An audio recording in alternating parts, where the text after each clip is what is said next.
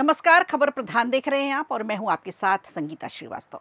भारतीय कुश्ती महासंघ के पूर्व अध्यक्ष और बीजेपी सांसद रह चुके ब्रजभूषण शरण सिंह को दिल्ली कोर्ट से आज बड़ी राहत मिली, लेकिन अब ये राहत सवालों के घेरे में है। प्रश्न उठाए जा रहे हैं इस पर। महिला पहलवानों से यौन उत्पीड़न के मामले में कोर्ट ने उन्हें बरी कर दिया है और इस फैसले के बाद रेसलर विनेश फोगाट और सांसद प्रियंका गांधी वाड्रा का बयान सामने आया है।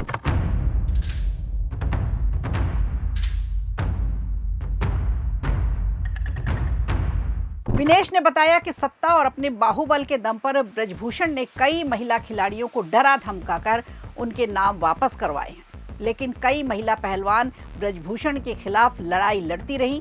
विनेश का कहना है कि हमें इस बात का बहुत दुख है कि अदालत ने ब्रजभूषण शरण सिंह को यौन हिंसा के आरोपों का दोषी नहीं माना और उन्हें बरी कर दिया।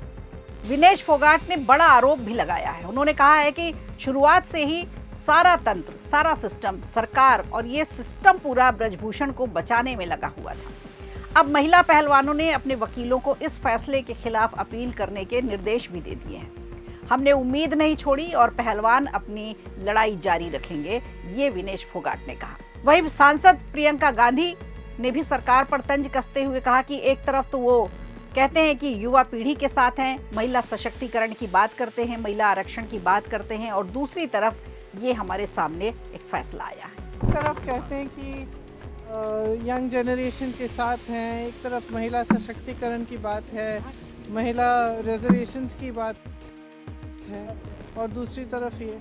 तो प्रियंका गांधी ने अपने राजनीतिक बयान इस मामले में दिया है और विनेश फोगाट ने अपनी परेशानियां, जो 3-4 सालों से जो लड़ाई चल रही थी उसके बाद उनको बरी कर दिया गया, ये शिकायत उन्होंने की। तो आपको बता दें, साल 2023 में दिल्ली पुलिस ने महिला पहलवानों के यौन उत्पीड़न मामले में 1000 पन्नों की चार्जशीट दाखिल की थी।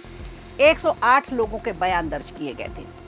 अब सवाल यह है कि इसके बावजूद 3 साल की सुनवाई के बाद ब्रजभूषण सिंह बरी हो गए। तो अब कैसे बरी हो गए जब 1000 पन्नों की चार्जशीट थी और 108 गवाहों के बयान थे। महिला पहलवानों के यौन उत्पीड़न मामले में राउज एवेन्यू कोर्ट ने इन्हें बरी किया है। सोमवार को अतिरिक्त मुख्य न्यायिक मजिस्ट्रेट अश्विनी पवार ने यह फैसला सुनाया।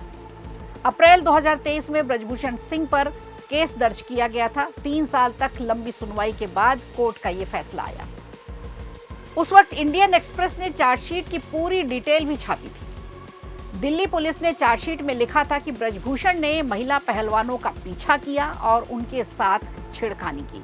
तो ऐसे में अब सवाल यही उठ रहे हैं कि ब्रजभूषण को राउज एवेन्यू कोर्ट ने क्यों बरी कर दिया। सवाल उठ रहे हैं, तमाम तरह के लोग हैं, बातें कर रहे हैं। तो हम आपको बताते हैं कि 3 साल बाद जो ये फैसला आया है, कोर्ट ने अपना फैसला सुनाया है, ब्रजभूषण के पक्ष में ये फैसला दिया है, तो इसके क्या कारण हो सकते हैं। तो जो जानकार हैं उनसे हमने बात की, साझा किया उन्होंने कि पहली बात तो ये कि ब्रजभूषण शरण सिंह के वकील का ये कहना था कि केस में जितने भी पीड़ित हैं उन्होंने वक्त वक्त पर अपना बयान बदला। कभी कुछ बयान दिया, कभी कुछ बयान दिया, तो बयान बदलते रहे।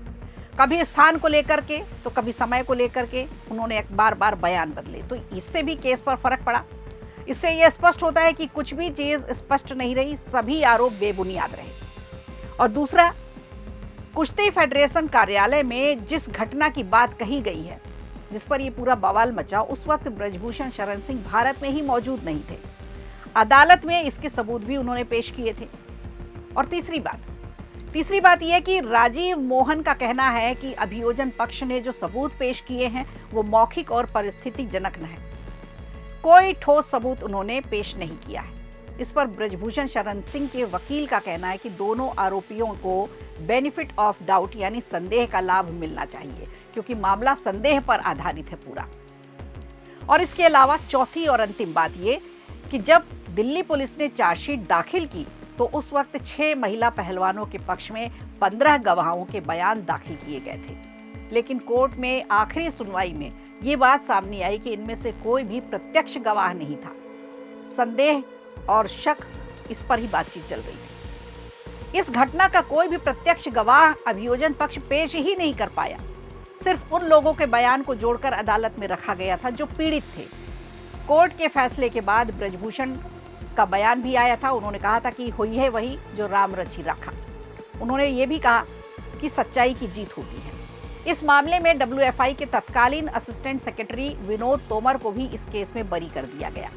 तो अब देखना ये होगा कि विघ्नेश समेत और भी जो खिलाड़ी हैं जिनको शिकायतें हैं और जो बरी होने से जिन्होंने अपनी शिकायत दर्ज कराई है, दोषी नहीं माना अदालत ने, इसके लिए उन्होंने प्रश्न चिन्ह खड़े किए, तो क्या इस केस को अभी और आगे बढ़ाया जाएगा या फिर इसे यहीं क्लोज करेंगे। वीडियो अच्छा लगा हो तो लाइक कीजिए, शेयर कीजिए और कमेंट बॉक्स में हमें ज़रूर बताइए।